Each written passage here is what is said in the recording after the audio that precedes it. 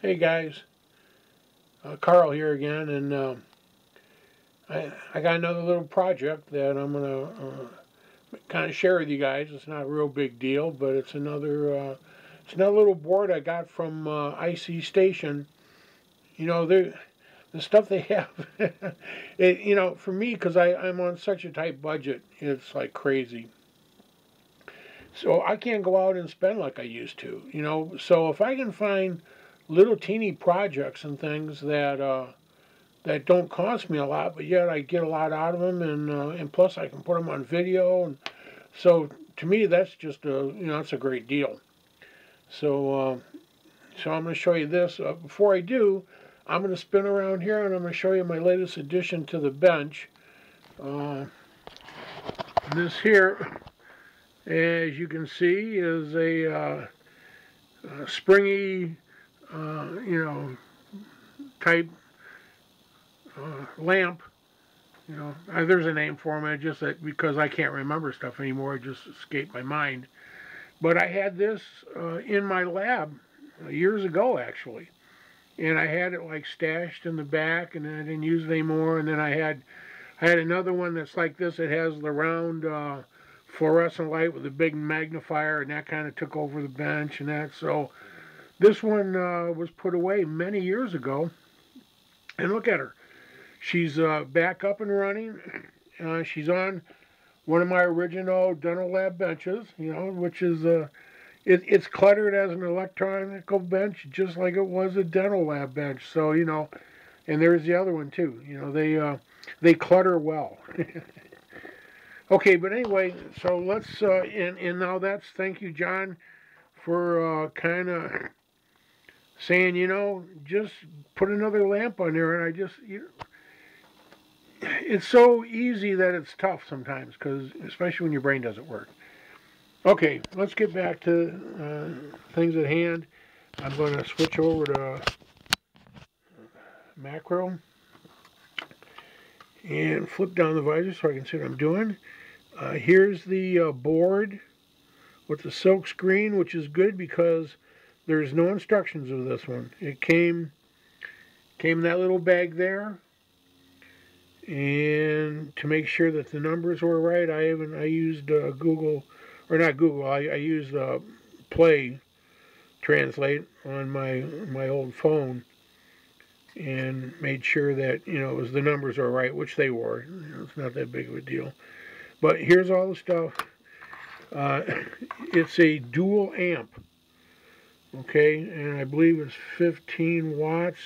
It's got dual heat sinks, and I will go over all the parts much more here in just a bit. I'm gonna separate them all out, see what I have, make sure everything's together, and then we'll go from there. Maybe do some soldering. It shouldn't take real long actually to put together, but and I'll give you the numbers of what this is. You can go look at the schematic if you want and everything. It looks like a pretty simple build. And once again, because the silk screen does have all the, it's labeled, shouldn't be a problem. It's kind of like self-explanatory, put me together thing. Okay. Okay, here's something I wanted to show you.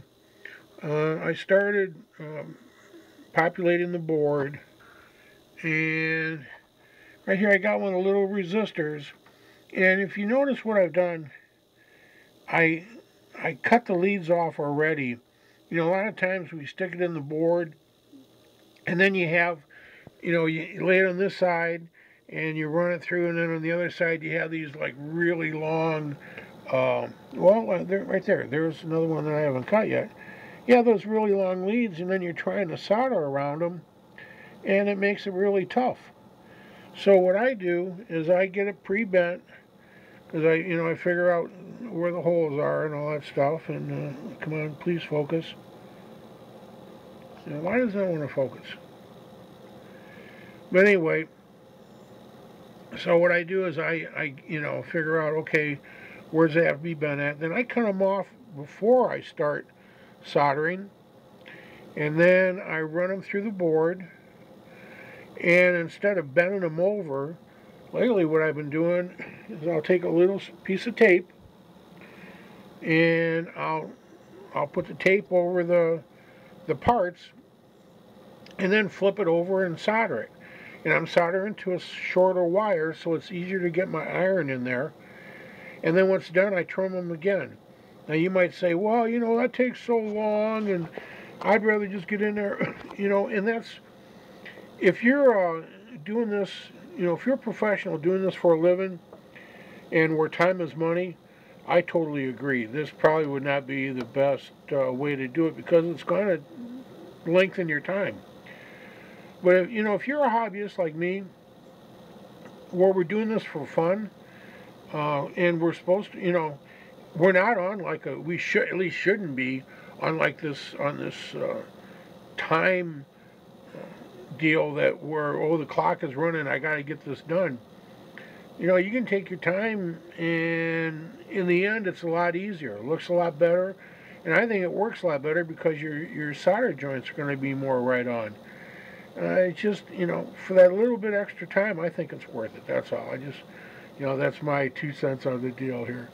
All right, I'm going to get back to soldering more of these resistors in. Okay, just to show you what I'm talking about.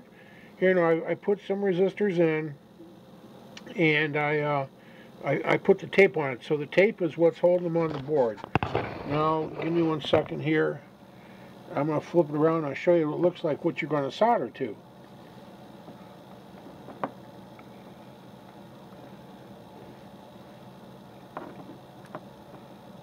Okay. Now if we look, I don't know if you can even see them because they're so darn small, but we got a row of these right here. Let's see if I can bring the light in a little bit because now I got the light. It'd probably make it worse. But can you see how much shorter these leads are? So now I can get in, when I get in my iron, I can just go in there and I'm not fighting around these real long wires that are all up here hanging, or they're laying over on the other stuff. This way you have a nice post that comes straight up. Like I said, it's real, it makes it soldering easier, plus it looks better and it's easier to trim, and you know, everything all the way around. I just wanted to show you that. Okay. Well, let's see. Walk on by.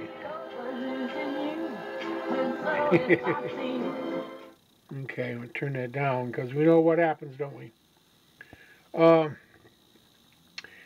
threw this little guy together. I'm going to tell you, everything was great except one of the channels at first wasn't working. And, you know, there's not that much in this thing, you know, to throw it off. I kind of went over the whole circuit. I went and I, you know, printed out the schematic and kind of started looking at things, and I thought, you know, everything looks okay. And so I was messing with the volume control, and that's all it has. It just has a volume control. But I turned up, and all of a sudden I started to hear like static. And then I could almost hear it was like the beat of the sound of the music. It was, one channel was great. Worked perfect right out, you know, as soon as I got done and plugged it in. But the other one, like I said, it wasn't working at all. And then I started getting like a little buzz, and then a little bit more buzz, and I worked it back and forth, back and forth, back and forth. And remember, this is a brand new pot, right? But it's like something, it sounds like it wants to come alive. So I went and got my Deox, right? And I sprayed the heck out of it. Got inside, worked it back and forth, kept going. And the sound started coming back. It started coming back in that channel, more and more and more. I shut off, let it sit for a bit. I came back, worked it, and it just got better and better. And before you know it, boom, it was working fine again. Well, not again, it was working fine. It had never, that was, you know, that was like the first time. So, you know, it just goes to show, you got to remember, this is like a, $4.85. You know, I mean, it's it's not very expensive at all, and it runs on two little IC chips, and they're the let's see if we can get it, TDA 2030s, and they're now if you go and look at the specs on those, they're 14 watts per channel, even though this is advertised at 15. And then if you look, the TDA 2030As actually are 16 watts. But you know, at this point, you know, I mean, look, we're a little bit here. And I'm running through my two little wall speakers that aren't real that hot anyway, but you know, they're I use for testing, right? And but you know, for the price, once again, and I can't say it enough. For something that's like $4 or $5, and you get all this, I mean, you know, two individual chips. You know, the pot was a little wanky, but we got her working. You know, just that alone is probably worth the money. I mean, you know, I don't know what those chips go for. They might go for $1. I don't know. But you know, I had to use a little bit of my experience and you know, in thinking about this stuff, well, why isn't that working? You know, it isn't just, oh, it ain't working, and you know, give up on it. No. You go in there and you find out what it is, and you know, could have just been dirty. Which it probably was, you know, came out of some weird warehouse where, you know, thousands and thousands were built, and somebody might have got some grease on one of the, you know, the traces in there. So you never know.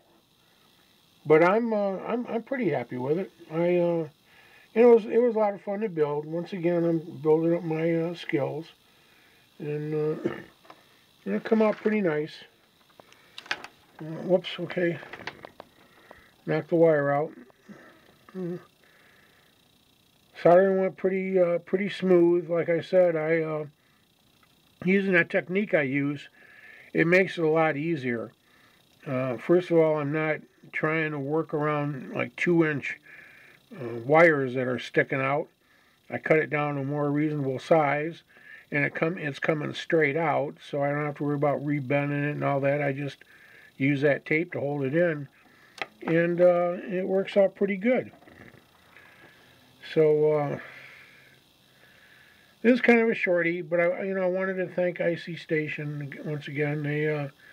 They sent me this, and I told them I'd review it, and I'd be honest about it, and I am. You know, like I said, the pot needed cleaning, but other than that, it's working good, sounds good. It's pushing those speakers up there pretty. I could probably hook them up bigger speaker. Maybe down the road I'll do that.